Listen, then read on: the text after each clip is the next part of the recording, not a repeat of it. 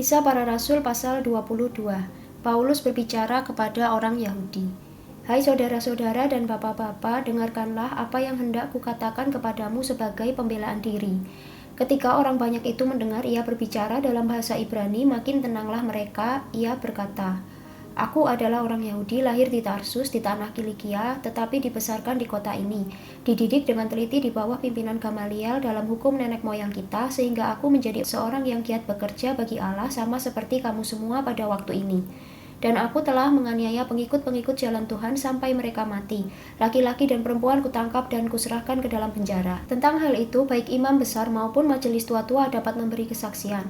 Dari mereka, aku telah membawa surat-surat untuk saudara-saudara di Damsyik, dan aku telah pergi ke sana untuk menangkap penganut-penganut jalan Tuhan yang terdapat juga di situ dan membawa mereka ke Yerusalem untuk dihukum. Tetapi dalam perjalananku ke sana, ketika aku sudah dekat Damsyik, yaitu waktu tengah hari, tiba-tiba memancarlah cahaya yang menyilaukan dari langit mengelilingi aku. Maka rebahlah aku ke tanah dan aku mendengar suatu suara yang berkata kepadaku, Saulus, Saulus, mengapakah engkau menganiaya aku? Jawabku, siapakah engkau Tuhan?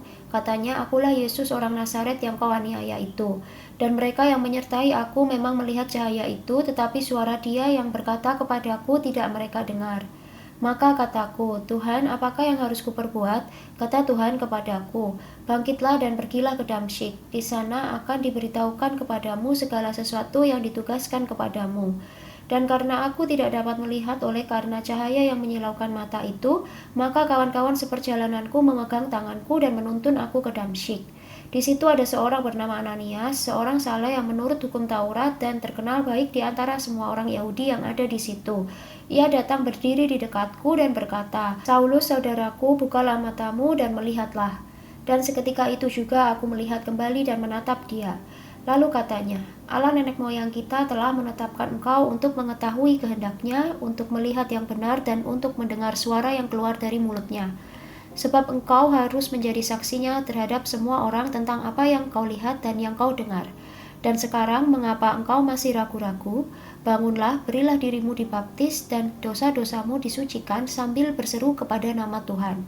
Sesudah aku kembali di Yerusalem, dan ketika aku sedang berdoa di dalam bait Allah, rohku diliputi oleh kuasa ilahi.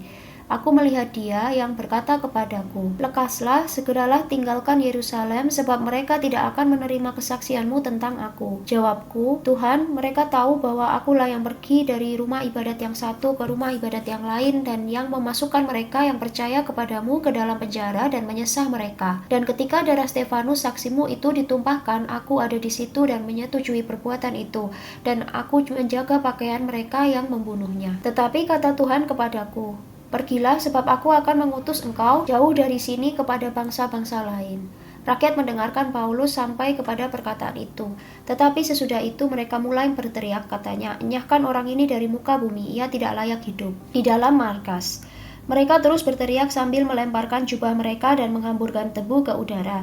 Karena itu kepala pasukan memberi perintah untuk membawa Paulus ke markas dan menyuruh memeriksa dan menyesah dia supaya dapat diketahui apa sebabnya orang banyak itu berteriak-teriak sedemikian terhadap dia. Tetapi ketika Paulus ditelentangkan untuk disesah, berkatalah ia kepada perwira yang bertugas, Bolehkah kamu menyesah seorang warga negara Rom, apalagi tanpa diadili? Mendengar perkataan itu, perwira itu melaporkannya kepada kepala pasukan, katanya, apakah yang hendak engkau perbuat? Orang itu warga negara Rom. Maka datanglah kepala pasukan itu kepada Paulus dan berkata, katakanlah, benarkah engkau warga negara Rom? Jawab Paulus, benar. Lalu kata kepala pasukan itu, kewarganegaraan itu kubeli dengan harga yang mahal. Jawab Paulus, tetapi aku mempunyai hak itu karena kelahiranku. Maka mereka yang harus menyesah dia segera mundur. Dan kepala pasukan itu juga takut setelah ia tahu bahwa Paulus yang ia suruh ikat itu adalah orang Rom. Paulus di hadapan mahkamah agama. Namun kepala pasukan itu ingin mengetahui dengan teliti apa yang dituduhkan orang-orang Yahudi kepada Paulus. Karena itu pada keesokan harinya, ia menyuruh mengambil Paulus dari penjara dan memerintahkan supaya imam-imam kepala dan seluruh mahkamah agama berkumpul. Lalu ia membawa Paulus dari markas dan menghadapkannya kepada mereka.